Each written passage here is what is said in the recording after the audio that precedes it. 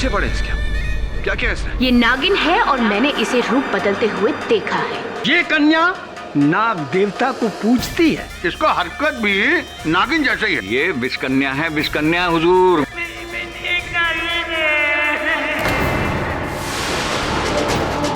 नागिन भाग गई।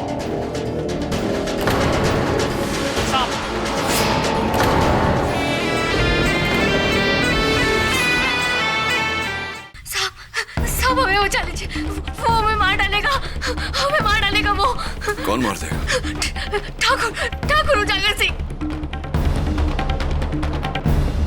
साहब आया तो यही था, गायब कहाँ हो गया? गायब नहीं हुआ है सरपंच जी, सांप हमारे सामने ही है।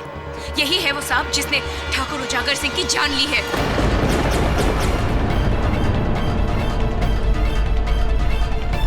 अब तो आपका भ्रम टूटा ना साहब जी। नीलाक्षी जेल में थी तो ये सलाखों से छूटकर यहाँ इस हवेली में आई कैसे? सांप बनकर, और यहाँ आकर इसने ठाकुर उजागर सिंह को डस लिया। और जब हमने इसे देखा तो इसने रूप बदल लिया, वहां से भागने की कोशिश की, लेकिन पकड़ी गई। क्या सोच रहे हैं साहब जी? अगर इस दुनिया में भगवान है, शैतान है, तो फिर नागिन क्यों नहीं हो सकती?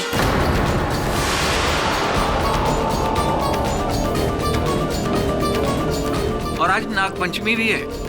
मुझे तो लगता है यही नागिन है। साहब जी, मैं तो कहता हूँ इसे पिंजरे में लेकर चलते हैं।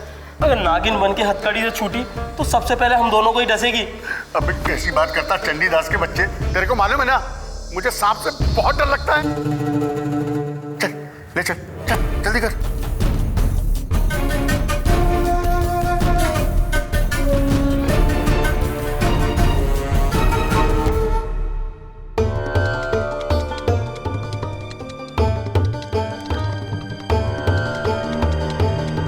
क्या है सर?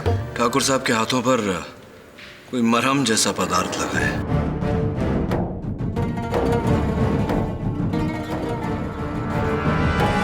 जांच करवा ले वरुण।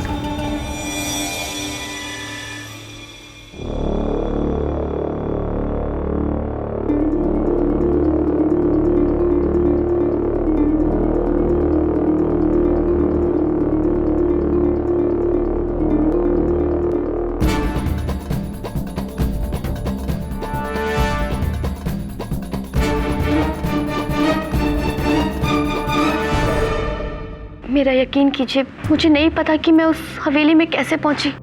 उस रात कालकोठरी में मुझे अचानक से चक्कर आया और मैं बेहोश होकर गिर गई। फिर जब मुझे होश आया तो मैंने देखा कि मैं उस हवेली में हूँ, उस बंद कमरे में। मैं बहुत घबरा गई। मुझे लगा कि ठाकुर उजागर सिंह ने मुझे उठाया है मारने के लिए। फिर अचानक से मुझे किसी के आने की आहट सुनाई दी। मैं इस डर से जाके पर्दे के पीछे छिप गई और फिर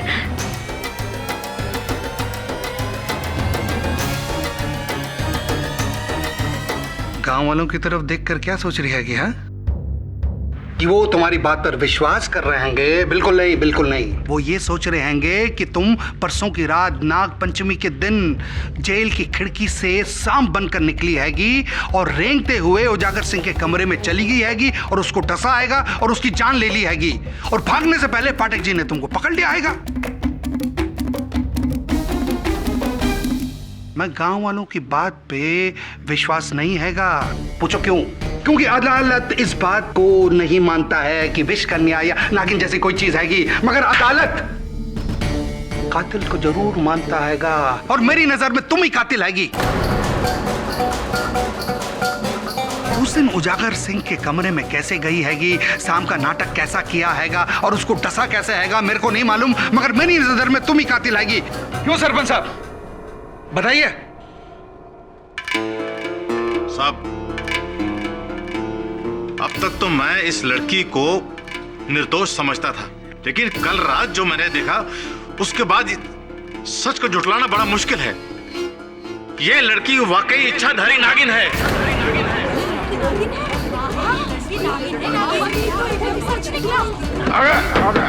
जो भी हो कातिल हैंगी। बताओ शाम को कहां छिपा के रखा हैगा? पचौरी जी, नीलाक्षी के पास कोई सांप नहीं।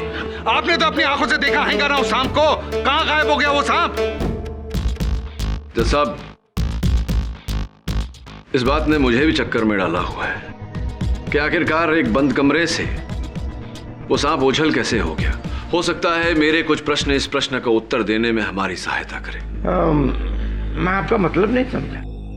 समझाता हूं योर ऑनर। इंसानों के मन में सांपों को लेकर कई भ्रम है। जैसे कि सांप सपेरे की बीन की आवाज सुनकर झूमता है। वास्तव में सांप के कान ही नहीं होते, वो बीन के इशारों की तरफ डोलता रहता है। और इस केस पर लागू होता हुआ एक भ्रम कि सांप अचानक कभी भी हमला करता है, जबकि ऐसा नहीं है योर ऑनर। सांप हमला तभी करता है जब उसे अपनी जान पर खतरे का आभास हो। मैं आपका मतलब नहीं समझा फाटक साहब। जज साहब,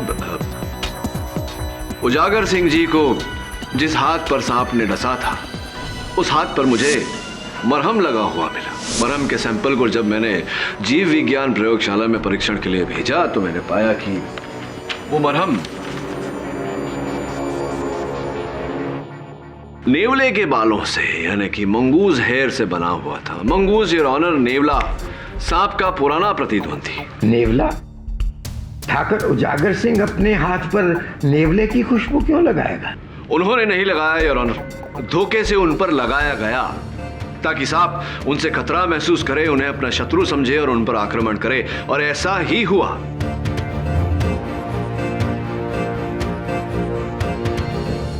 हमें धोखा होने से पहले सांप को धोखा दिया गया। संयोगवश योर ऑनर, ठाकुर उजागर सिंह के बड़े भाई ठाकुर उज्जवल सिंह के पांव पर जहां सांप ने डसा था, वहां पर भी उसी लेप के ट्रेसेस मिले।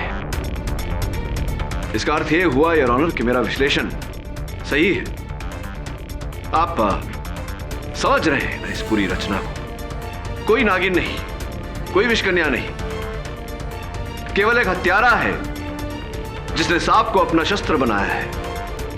न मंत्र न तंत्र, बस एक इंसानी षड्यंत्र। वाह वाह वाह वाह वाह वाह वाह केडी साहब, आपकी बातें सुनकर बड़ा मजा आ गया हैगा।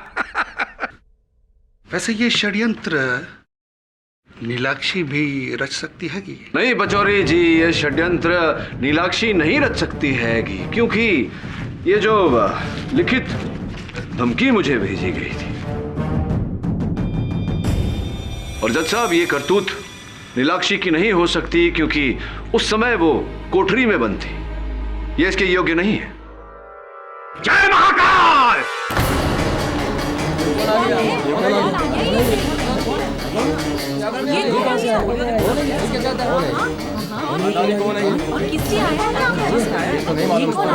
इस लड़की की योग्यता को मुझसे बेहतर कोई नहीं जानता, कोई नहीं जानता।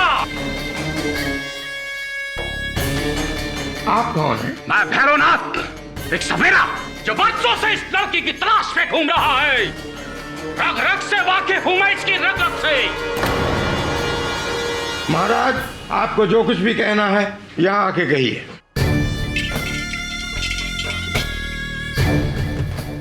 मेरे ज्ञान के सामने तुम्हारा विज्ञान सर झुका देगा बेटा। आज से 20 साल पहले जब मैं छत्तीसगढ़ के जंगलों में वास कर रहा था, मैंने एक इच्छाधारी नागिन को अपने वश में कर लिया। उसकी मणि हासिल करने के लिए वो मुझसे दया की भीख मांगने लगी, गिड़गिड़ाने लगी। जज साहब, कहने लगी मुझे छोड़ दो, मेरे 2 छोटे छोटे बच्चे हैं। भीख मांगी उसने मुझसे गिड़गिड़ाकर। दया आ गई मुझे, दिल पसीज गया मेरा। जाने दिया उसे, आजाद कर दिया हमेशा हमेशा के लिए।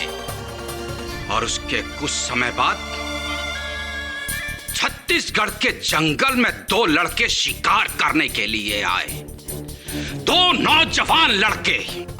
और उस शिकार के खेल में उन्होंने उस नागिन को मार डाला और उसकी वो मणि उन्होंने हासिल कर ली। जानते हो कौन थे वो 2 नौजवान?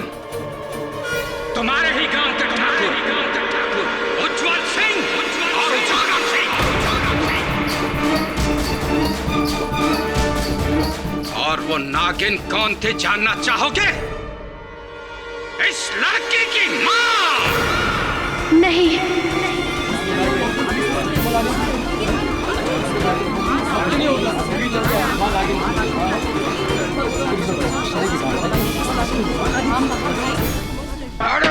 इच्छाधारी नागिन की हत्या की जाती है ना, तो उस हत्यारे का प्रतिबिंब उस नागिन की आंखों में उतर आता है। नहीं।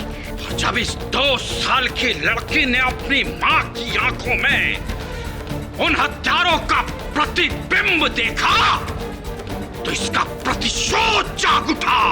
इसने उसी समय अपनी मां के हत्यारों को मौत के घाट उतारने की ठान ली। जज साहब, मौत के घाट उतारने की। आज इतने सालों के बाद इसने उन 2 नौजवानों को मारकर अपनी मां की हत्या का प्रतिशोध ले लिया है। लेकिन वो नागमणि अभी से प्राप्त नहीं हुई है, और जब तक वो नागमणि से नहीं मिल जाती जिसे ठाकुरों ने जमीन में दबा दिया था, तब तक ये इसी तरह इस गांव में मौत का तांडव करती रहेगी। मौत का तांडव। जय महाकाल।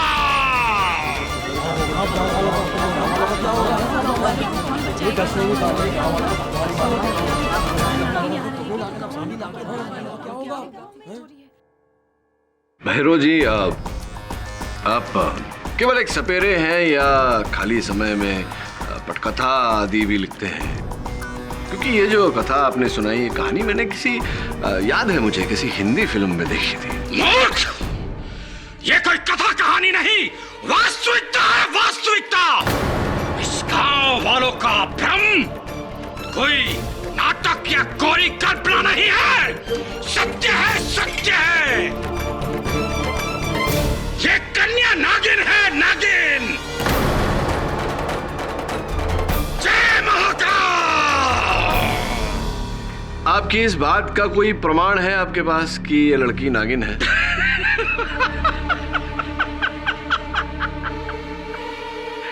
वकील साहब, मैं जानता हूं कि ये जग जो है चमत्कार को नमस्कार करता है, चमत्कार को। और आज मैं इस बड़ी अदालत में एक चमत्कार करके दिखाऊंगा। इस कन्या को नागिन बना दूंगा। आज तेरी असलियत सबके सामने आ जाएगी लड़की। जज साहब, ये न्यायालय है, कोई मेला नहीं। अब बीन बजाएंगे। सत्य से मुंह फेरना चाहते हो वकील साहब? आप रुकिए मत भैरव बाबा, हम सब सच्चाई जानना चाहते हैं। पाठक साहब, देखते हैं क्या होता है। ठीक है बाबा, आप अपनी क्रिया शुरू कीजिए।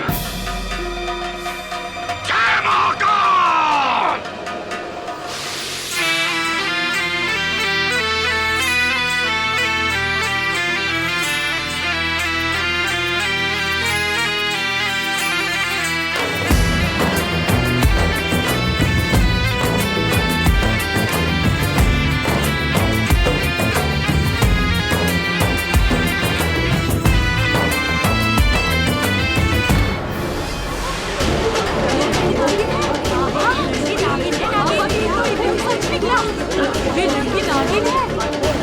मीनाक्षी, अरे पानी लाओ।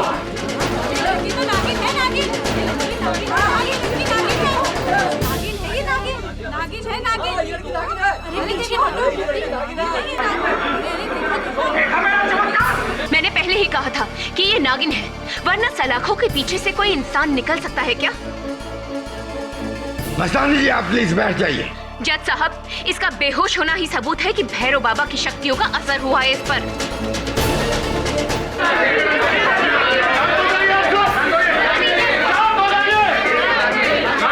कैसी अदालत है यार, जहां नियम और अनुशासन के बदले बेलगाम बहती हुई भावनाओं को बढ़ावा दिया जा रहा है, जहां तर्क और सूझबूझ के बदले अंधविश्वास को मान्यता दी जा रही है। ये अदालत कैसी भी हैगी मिस्टर केडी? इस अदालत में भी वैसा ही इंसाफ मिलेगा आपको जैसे दूसरी अदालतों में मिलता आएगा। इंसाफ?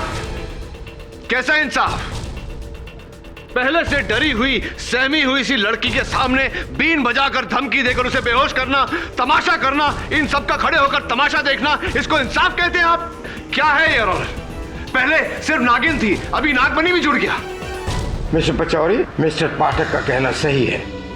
इस केस को हमें केवल न्याय और सबूतों की रोशनी में देखना है। थैंक यू माई बाप। मिस्टर केडी जी। उजागर सिंह के लाश के सामने एक सांप देखा हैगा? जी। उसका पीछा किया हैगा तुम? जी। एक बंद कमरे में सांप घुस गया हैगा एक पर्दे के पीछे?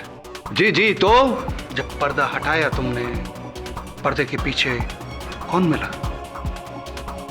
नीलाक्षी थी, नीलाक्षी थी।